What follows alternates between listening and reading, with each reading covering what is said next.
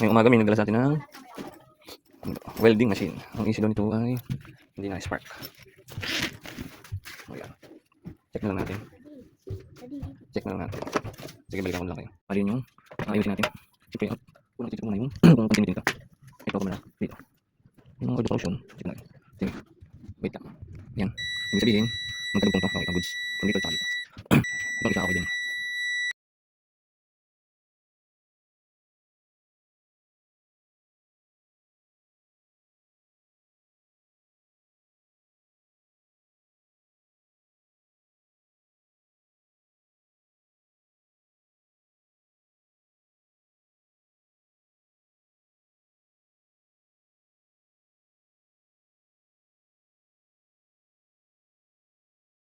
Ang reading nitong isa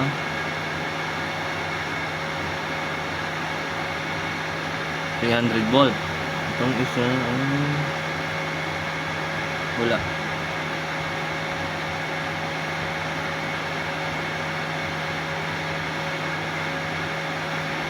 Itong isa.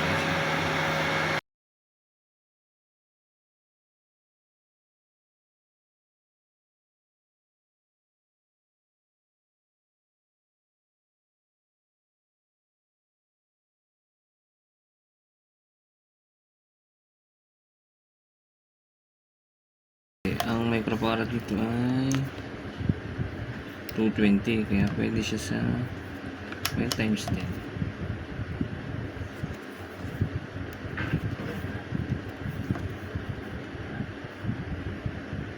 Ang tagal bumaba.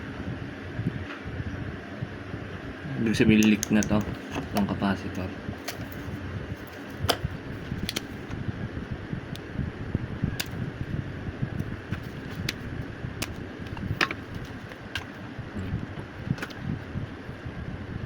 Malaki diba? Yan na, palitan ko na. Yung pinalitan ko. Yung maliit. Pero same microfarad, tsaka voltage, volt. Ngayon, ginamperan ko to kasi ano na yun, lusaw na yung nasa, ano. Bali, magka, ano to, dapat magkadugtong to. Ngayon, wala siyang, putol siya, doon sa likod doon.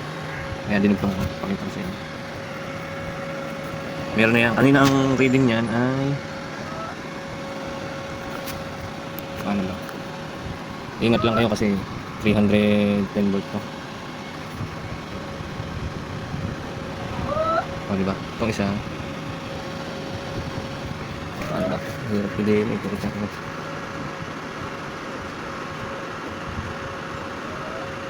Ayan, 310 din. Yung isa. Yung malaki.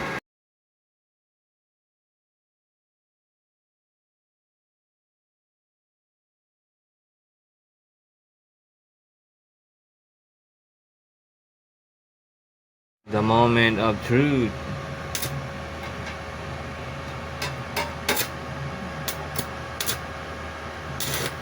Okay.